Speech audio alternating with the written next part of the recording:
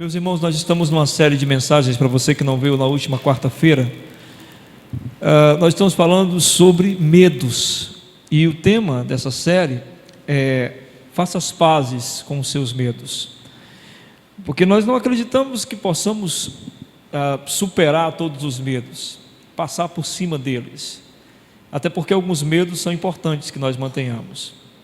Mas o que a gente não pode é deixar que esses medos impeçam de viver plenamente como o Senhor Jesus quer que a gente viva.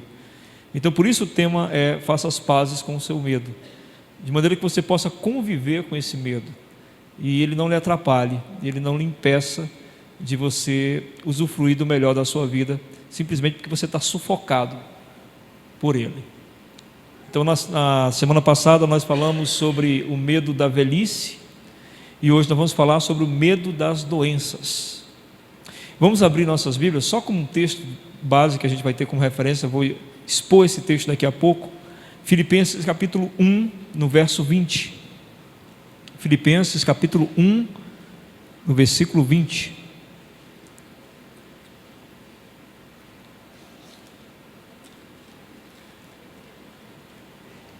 Filipenses capítulo 1, no versículo 20.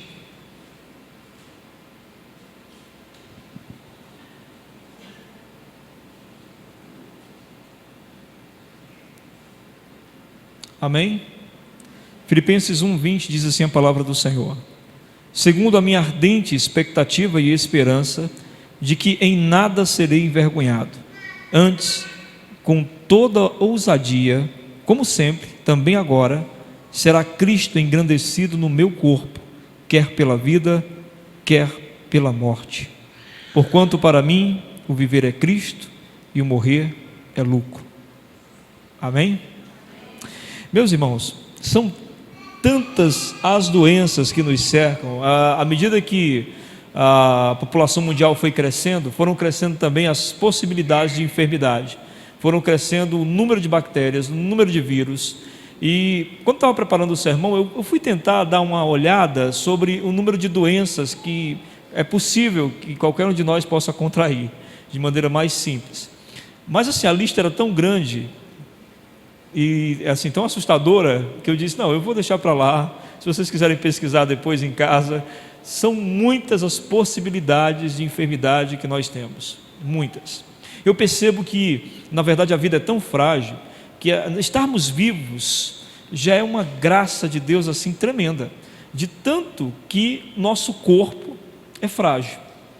Essa morada nossa aqui na terra, essa habitação que é o nosso corpo, ela é tanto perecível, que a gente percebe isso com o passar dos anos, né, quanto frágil. Realmente nós temos um tempo limitadíssimo de acordo com todas as coisas e possibilidades de doenças que nos cercam. Então é muita graça de Deus alguém passar por esse mundo sem nenhuma enfermidade, é muita misericórdia, e é a graça de Deus estarmos vivos. Mas os irmãos sabem que uma das piores coisas que existem é a gente ter medo da doença, a gente ficar acorrentado por isso, a gente não conseguir viver a vida plenamente com medo de adoecer. Algumas pessoas entram em certo estado paranoico, né? Tem gente que tem assim uma luta pela sua saúde que chega aos extremos da paranoia. A pessoa quase não faz absolutamente nada, com medo acha que tudo pode causar determinada doença. Algumas pessoas chegam a se tornar hipocondríacas, que são aquelas pessoas que adquirem uma neurose de que estão doentes, e na maioria das vezes o pensamento de que estão doentes é apenas questões emocionais e não reais, mas pensam de tal forma que às vezes até ficam doentes mesmo, que é o que a gente chama de uma coisa psicossomática, né? Ou seja, a mente somando com o corpo e fazendo com que a pessoa acredite mesmo que está doente. É muito comum, por exemplo, o hipocondríaco, ele nunca acredita no que o médico diz, ele nunca acredita. O médico diz: não, você está bem. Ele: não pode, eu não estou bem, eu sei que eu não estou bem. O hipocondríaco sempre tem essa história de não estar bem. E o hipocondríaco também tem a questão dos remédios, né? Começa a viciar-se em remédios, começa a achar que precisa tomar isso, precisa tomar aquilo, enfim, precisa tomar providência disso, providência daquilo, e isso acorrenta, isso aprisiona, isso sufoca, isso impede que a pessoa viva de maneira mais plena, de maneira mais suave, de maneira mais alegre, como Jesus deseja que nós vivamos. Nossos medos de doença também são relacionados ao medo que a gente tem de depender dos outros, de ter uma enfermidade e depender dos outros. Eu acompanhei irmãos aqui na igreja que ficaram doentes de enfermidades graves, e eu ficava impressionado, porque, por exemplo, teve irmãos aqui que os filhos davam banho neles, mas assim, quando a gente tem uma certa idade, é natural, o filho dá um banho no pai, por exemplo. Mas quando você tem 40 anos, quando você tem 35 anos, e aí vem os seus filhos de 14, 12 anos, tem que te dar um banho porque você não consegue devido à enfermidade, é uma situação realmente complicada, uma situação que nos constrange bastante. Questão da invalidez também, não só da dependência, mas de ficar inválido, porque quando a gente está numa enfermidade séria, de certa forma nós ficamos inválidos, e isso acarreta muito medo também, sem falar o medo do sofrimento, o medo da dor e o medo da morte, que a maioria das doenças realmente graves trazem a nós. Eu, como pastor, visito constantemente pessoas, ou vou ao hospital, e eu tenho essa relação direta com a morte quase todo dia. É muito comum, por exemplo, encontrar-se com um membro da igreja e de repente você descobre que alguém da família daquele membro morreu, e aí você tem que ir lá conversar com aquela pessoa, dar uma palavra, acompanhar a família. Então essa questão é muito próxima de nós pastores, essa coisa de medo da morte, de doença, é coisa que está bem próxima de nós, então por isso dá para falar com muita autoridade sobre o que é esse medo que as pessoas têm sobre isso. É por isso que é muito comum essas igrejas que prometem curas, elas lotarem, porque é um medo natural, o medo da doença, é um medo tão comum quanto o medo da morte. Se você adoece, você tem medo da dependência, da invalidez, do sofrimento e da morte. Então é natural que se busque uma solução para isso. E a maioria dos milagres que acontecem nessas igrejas, eu não julgarei aqui, lógico, quem sou eu para julgar o que acontece lá, se Deus opera lá ou não opera, isso não é questão minha pessoal. Mas existem muitos milagres que são, na verdade, psicossomáticos, né? Respostas psicossomáticas. A pessoa tem, na verdade, uma doença emocional, e aí, no meio daquele movimento emocional, ela acaba se libertando do seu emocional, e aí acredita-se curada. Para os irmãos terem uma ideia, tem uma senhora, amiga de um pastor amigo meu, eu a conheci. Todos os anos, um determinado pastor vem aqui para Fortaleza, e todos os anos ela anda de cadeira de rodas, mas todo ano que ele vem ela fica de pé e anda, e quando ele vai embora, algumas semanas depois ela volta para a cadeira de rodas, mas todas as vezes que ele vem ela fica de pé e anda, porque isso é uma questão psicossomática, né? A gente não pode negar isso, a ciência é uma coisa natural, Deus nos deu a ciência também. Então a pessoa pode acreditar numa doença e desacreditar nela, conforme seja induzido a isso. É por isso que é muito comum a gente ver, faz-se a oração e alguém diz, eu estava com a dor nas costas e passou, não é? Eu estava com a dor aqui na cabeça e passou. São coisas que muitas vezes estavam lá porque a mente queria que estivesse, e foram retiradas quando alguém deu uma ordem à sua mente de que fosse retirado. Isso é uma coisa cientificamente comprovada. Não estou dizendo que não acontecem milagres, acontece porque Deus é misericordioso, poderoso, amoroso, e muitas dessas pessoas recebem o milagre porque Deus quer, porque Ele é onisciente, onipresente, onipotente, se manifesta da maneira que quer, onde quiser. E a Bíblia diz que no final dos tempos alguns dirão, em teu nome fiz milagres, e o Senhor dirá, eu nunca te conheci. Que milagre foi esse? Talvez um milagre emocional, psicossomático, no qual o Senhor não estava presente. Então muitos crentes, por exemplo, gostam de se valer de Isaías 53. Ele levou sobre si as nossas dores, Ele levou sobre si as nossas enfermidades, diz o texto lá. E aí alguns crentes de determinadas igrejas, né, gostam de chamar para a atenção para esse versículo, como se esse versículo for real, então a gente vai acreditar o seguinte: nenhum crente pode ficar doente, nenhum crente pode ter nenhuma enfermidade, porque ele levou sobre si, se for pensar da forma que está sendo colocado assim por maioria deles. Só que a gente tem uns problemas. Eles podem falar assim, se o crente fica doente é porque ele está em pecado, se o crente fica doente é porque ele não tem o Espírito Santo, essas histórias. Mas a gente vai ter um problema sério. Nosso primeiro problema é com Paulo. Alguém duvida que Paulo tinha o Espírito Santo? Se duvidar, a gente já vai ter que ir embora para casa, porque a gente estamos pregando no texto do homem daqui a pouco, né? No texto que ele foi inspirado. E a Bíblia diz que Paulo tinha um espinho na carne. E sobre esse espinho na carne, nós não sabemos se era físico ou moral. Algumas pessoas acham que era uma questão moral, outras pessoas acham que era um problema físico. Por ele citar espinho na carne, talvez seja físico, talvez seja doença física, porque ele cita a questão da carne, né? Eu tenho um espinho no meu corpo, ou seja, eu tenho um problema, eu tenho uma coisa que Deus me deu lá. E ele diz, em 2 Coríntios capítulo 12, do verso 7 ao 9, que orou 3 vezes sobre isso, e Deus não o curou. E muito pelo contrário, disse ele: Paulo, a minha graça te basta, porque o meu poder se aperfeiçoa na fraqueza. Aí nós temos outro problema, que é um discípulo de Paulo, Timóteo. Paulo, quando está falando com Timóteo, na carta de 1 Timóteo capítulo 5, verso 23, Paulo dá a seguinte orientação para Timóteo: não deixa de tomar, junto com a água, um pouquinho de vinho, que é para as tuas dores estomacais. O Timóteo tinha um problema estomacal e era crente, e esse problema era tão sério que ele tinha que tomar um pouco de vinho para ver se aliviava as dores. Então, afinal, do que se trata Isaías capítulo 53, quando diz: ele levou sobre si as nossas dores e as nossas enfermidades? Bom, na verdade o texto trata da profecia se cumprindo em Jesus. Quando Jesus surgiu, veio ao mundo, o que ele fazia? Milagres. Ele comprovava que era o Filho de Deus, que era o Messias, que era o ungido, que era o Cristo, fazendo milagres, tomando para si as enfermidades, curando toda sorte de enfermidades, deixando as pessoas limpas diante de Deus. Por quê? Porque uma das coisas pela qual a enfermidade existe, a doença existe, é por causa do pecado. Presta atenção, não é porque você peca, é porque existe o pecado no mundo. Porque no paraíso ninguém ficava doente, é uma genética perfeita. E um dia, quando nós estivermos na glória, também é lógico, ninguém ficará doente, porque estaremos finalmente com nossos corpos glorificados. Então o que acontece aqui é o seguinte: Isaías 53 está fazendo a promessa: quando o Senhor vier, Ele levará sobre si todas as nossas enfermidades. Ou seja, no dia em que a redenção final se consumar, o que vai acontecer? Todas as enfermidades não existirão mais, porque o Senhor Jesus levou os nossos pecados sobre a cruz. Amém? No céu não tem hospital e nem cemitério. Glória a Deus por isso, né? Os médicos vão ter que fazer outra coisa no céu, porque a gente não vai precisar deles. Muito bem.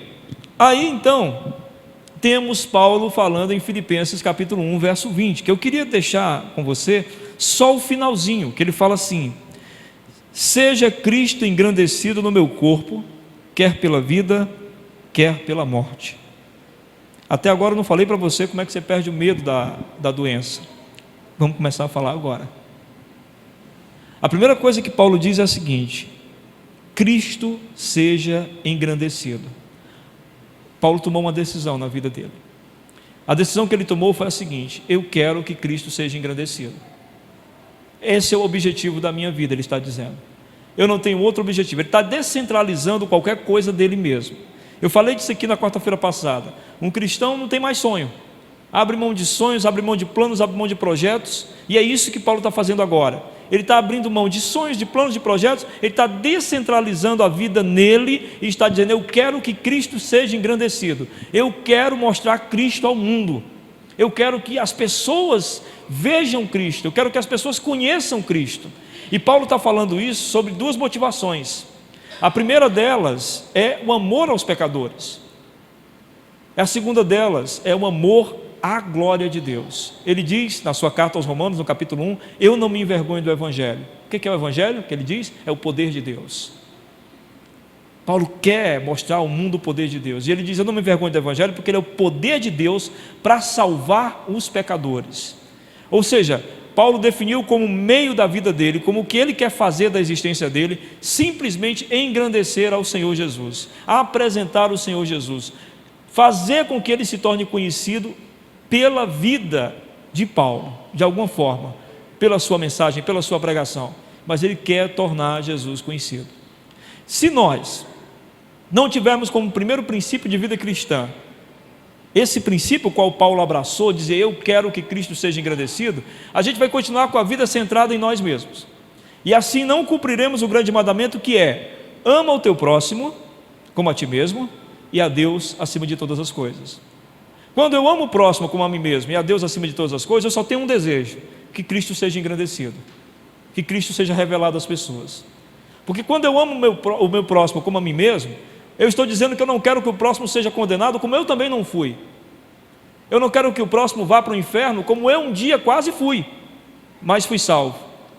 Então eu quero que esse próximo conheça o Salvador, que é Jesus Cristo, para que ele também conheça a redenção, para que ele também nunca tenha a possibilidade de ser condenado, mas tenha vida eterna.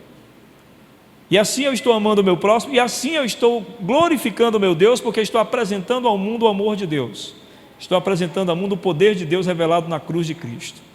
Eu decidi, Cristo seja engrandecido. Se você não decidir isso, se você continua centralizando a vida em você mesmo, se você diz a vida, eu tenho planos, eu tenho algumas coisas, eu tenho umas metas, e a sua meta, o seu plano não está vinculado a Cristo ser engrandecido, a coisa vai ficar bastante complicada realmente para você, bastante complicada mesmo. É como o pastor Paul Washer conta, numa das suas pregações, que chegou para uma jovem e disse para ela: olha, Deus tem um plano para você. E ela disse: eu também tenho um plano para mim. Então, enquanto nós tivermos os nossos planos e Deus os dele, enquanto nós não ajustarmos os nossos planos com os planos de Deus, enquanto não decidirmos Cristo será engrandecido, a gente vai ter problemas sim, porque a vida então ainda é centralizada em nós, e nós estaremos tão preocupados conosco, de tal forma que o medo prevalece. Mas quando eu quero que Cristo seja engrandecido, eu não preciso ter medo. Por quê? Porque eu sei que Cristo será engrandecido, e Ele fará o que for preciso para ser engrandecido com a minha vida, a qual eu não me importo mais. É um lance meio suicida. Paulo diz assim: para mim o viver é Cristo, e o morrer é lucro. Sejamos sinceros, esse cara é espetacular. Vocês não sentem vontade de ser igual a ele, não? De repente assim, olhar para a vida e dizer: rapaz, para mim agora o viver é Cristo, e se eu morrer eu estou no lucro. Que liberdade alguém que vive assim, alguém que não está preso a absolutamente nada, nem a si mesmo. Nem a si mesmo essa pessoa não está presa. Ela tem uma liberdade incrível. E aí preste atenção aonde vai esse nível de liberdade. Ele diz assim, seja Cristo engrandecido no meu corpo. Agora, meu amigo, ele jogou o negócio lá para o alto, botou num nível, sabe, como a gente pega um brinquedo de uma criança e coloca assim, e a criança fica pulando tentando alcançar. Foi o que Paulo fez agora. Eu quero que Cristo seja engrandecido no meu corpo. O John Piper tem uma pregação que o título da pregação é Não Desperdice o Seu Câncer. E a pregação é sobre o câncer que ele teve e a maneira com que ele lidou com esse câncer, de forma que esse câncer serviu para testemunhar mais ainda de tudo aquilo que ele já havia pregado há 30 anos em sua igreja, e o câncer serviu para fundamentar aquilo que ele havia pregado durante esses 30 anos, para deixar bem claro que realmente o que ele falava era o que ele acreditava. Por isso, o tema da mensagem: não desperdice seu câncer. O que o John Piper está dizendo? Ele está dizendo: não deixe que aquilo que está acontecendo com o seu corpo seja desperdiçado, mas realmente faça como Paulo está dizendo, que faça parte da mensagem de engrandecimento do nome do Senhor. Você pensa que Paulo não tinha consciência disso? Quando ele diz assim: eu quero que Cristo seja engrandecido no meu corpo, ele não estava pedindo superpoderes, ele não estava pedindo para ser imbatível, ele não estava pedindo para ser uma espécie de super-homem, entendeu? Porque talvez você pense: pronto, Cristo seria engrandecido, todo mundo veria o poder de Cristo em Paulo.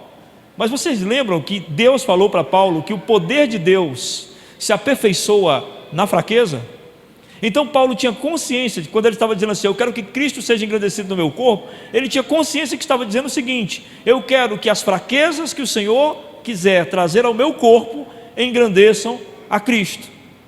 Eu quero que o mundo veja Cristo através de tudo que possa acontecer ao meu corpo.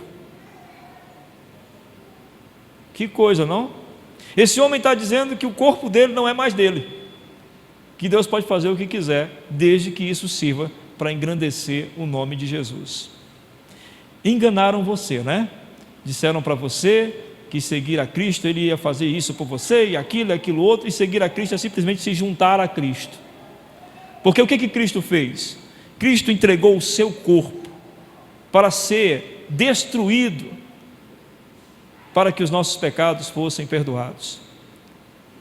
Paulo diz: Senhor, assim como o corpo de Cristo engrandeceu o teu nome, usa o meu corpo para engrandecer a Cristo também.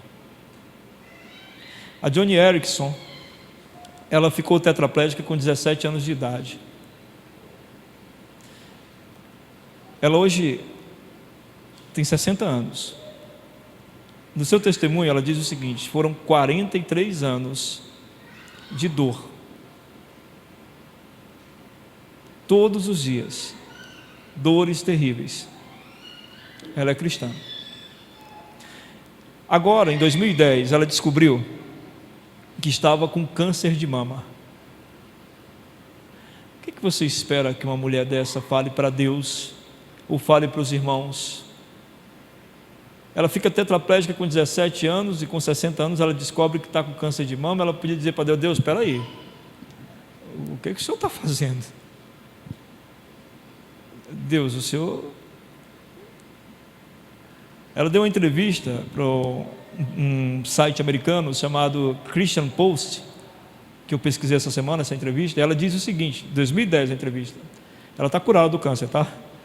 Foi em 2010, assim que ela recebeu a notícia. Perguntaram a ela como ela via essa situação, e ela disse o seguinte: eu sou um recipiente nas mãos de Deus, um recipiente no qual Ele deposita o que for melhor para a sua glória. Se Ele deposita algo assim em mim, Ele confia que eu sou a pessoa certa para receber isto. Não é incrível?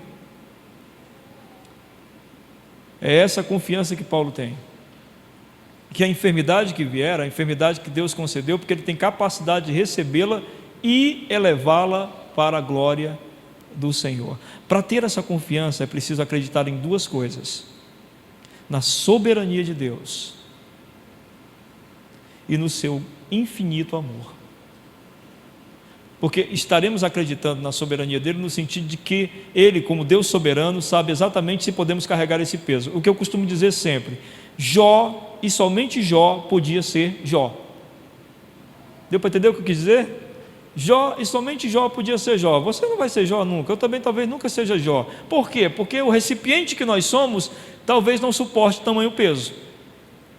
Mas Deus conhecia Jó, e Jó suportava tamanho peso. Assim como Deus conhecia Paulo e disse: Paulo, esse espinho na carne sem cara, pode deixar, você consegue, porque eu conheço você, foi eu que fiz você, e eu fiz você para receber isso aí e conseguir superar isso aí.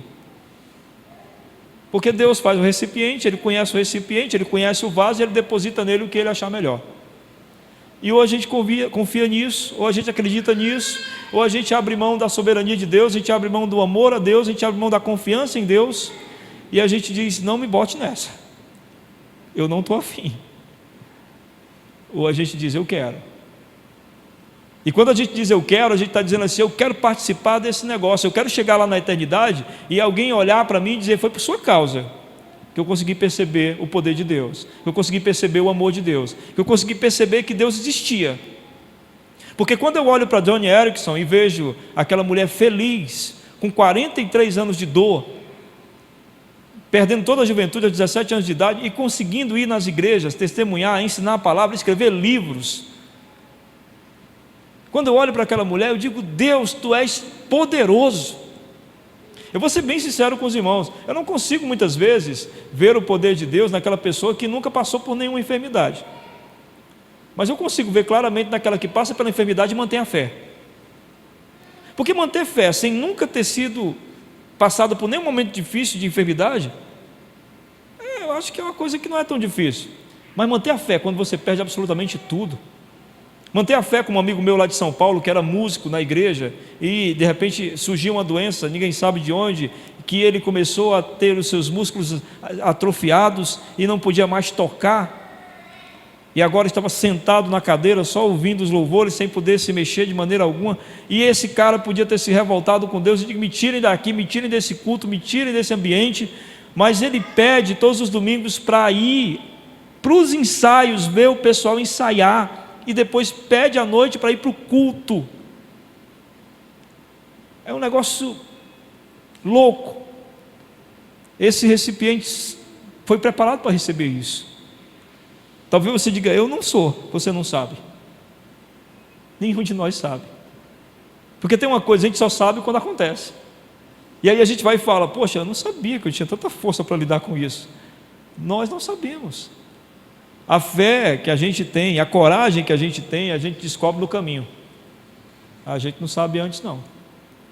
Por isso Paulo vai, e ele vai mais fundo ainda, que esse Paulo, rapaz, ele é um cara incrível. Cristo seja engrandecido em meu corpo. A doença, ela pode produzir em nós e nos outros tantas coisas, gente. Eu vejo isso quando eu visito pessoas doentes. Eu vejo algumas coisas que vão produzindo na pessoa e nos outros. A doença, por exemplo, pode produzir restauração. Ela pode reconstruir a pessoa. É impressionante. Gente que antes não tinha humildade nenhuma, e de repente a enfermidade vem e começa a reconstruir nessa pessoa um novo ser. Dá a essa pessoa a possibilidade não de um recomeço, mas de um começo de verdade. Vi muito isso. Vejo muito isso. Restauração na família. Todo mundo desunido, ninguém cuidava de ninguém. De repente alguém cai numa enfermidade que toda a família imediatamente começa a mudar a forma de lidar com aquela pessoa. Restauração. A doença traz comunhão, porque há uma proximidade maior de todos.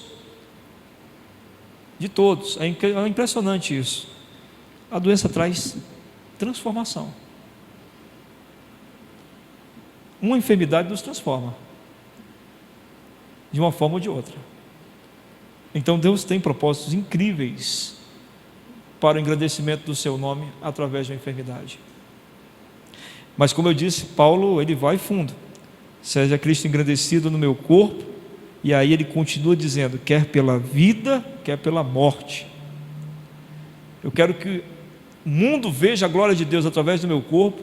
Seja pela vida. Pela vida, o que ele está dizendo? Seja eu me mantendo na doença, talvez,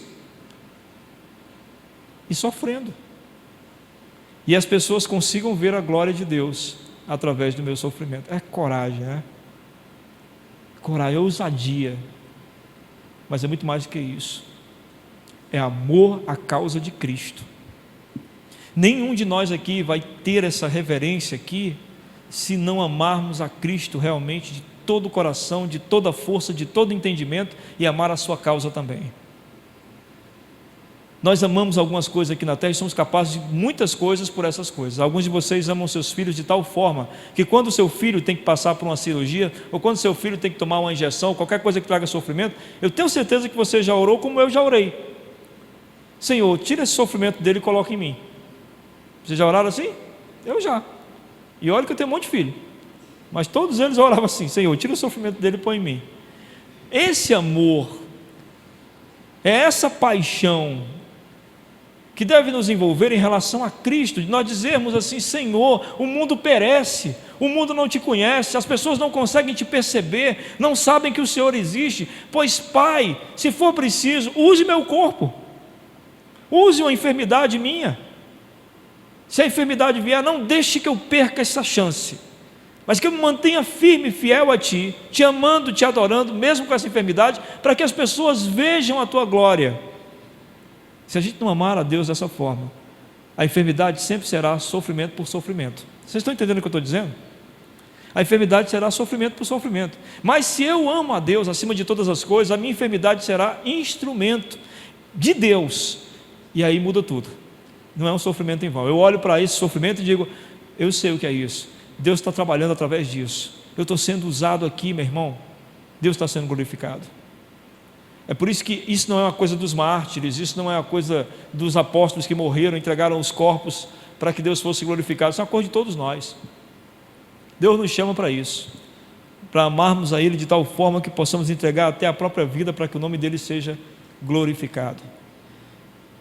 E então Paulo diz, pela vida ou pela morte. O que ele quer dizer? Em meu modo de viver, na maneira como eu encaro o sofrimento, ou no meu modo de morrer, na maneira como eu encaro a morte.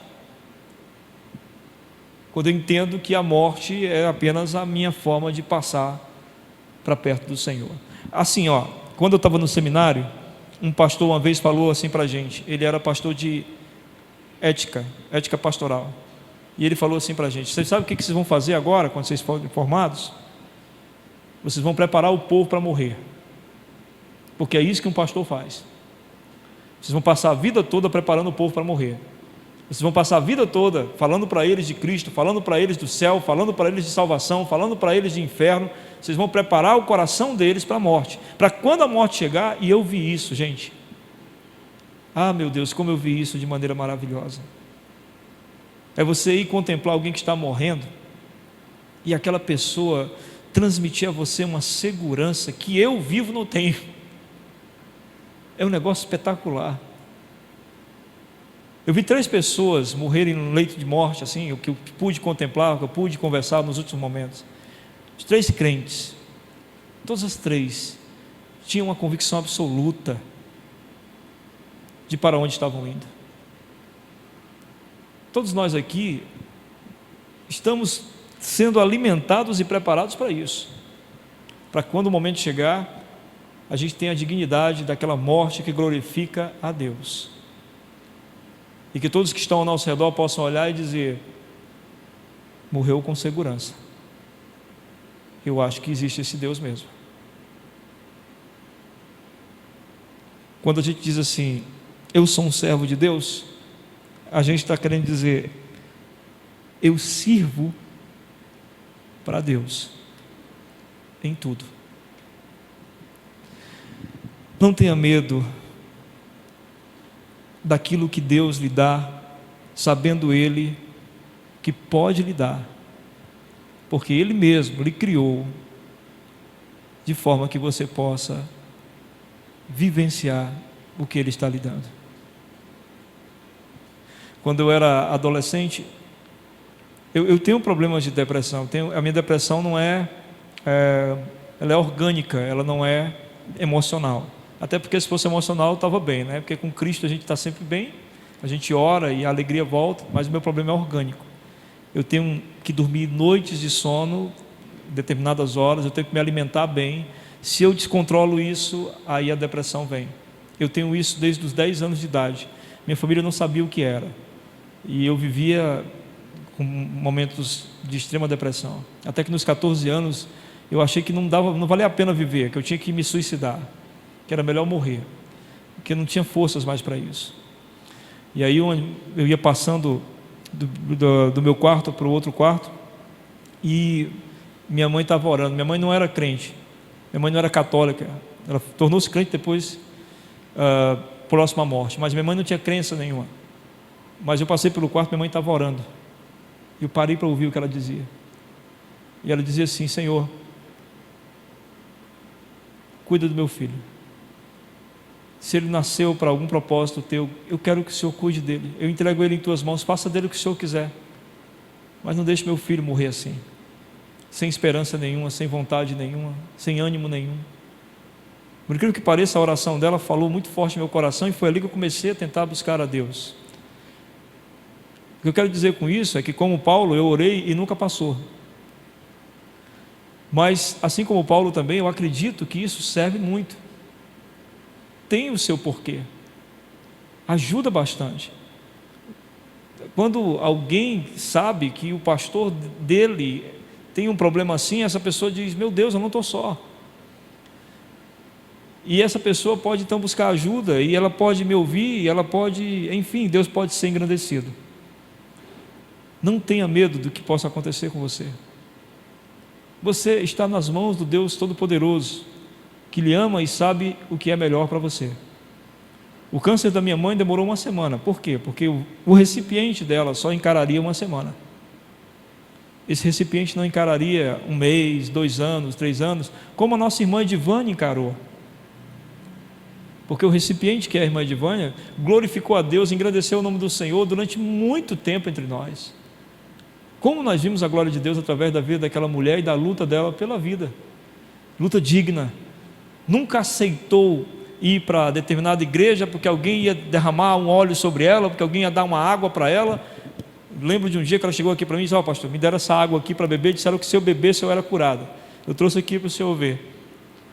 Eu não vou beber. Ela nunca se rendeu a isso, porque acreditava que era um recipiente que Deus estava trabalhando, e esse recipiente iria engrandecer o nome de Jesus. Meu irmão, descentralize a vida de você, olhe para Cristo, autor e consumador da nossa fé. É Ele que nos basta. É para Ele que a gente olha e diz: Senhor, eu sou teu. E aí diga como Paulo: seja engrandecido o Senhor em meu corpo, tanto pela vida como pela morte. Confie no Senhor. Confie de tal forma que você acredite que só virá sobre você aquilo que o Senhor diz: isso pode vir sobre você, porque eu preparei você para isso.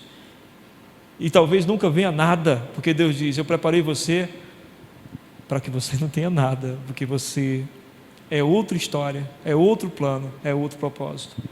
É nisso que a gente descansa. Amém? Entregue seu medo nesse instante nas mãos do Senhor. Vamos orar.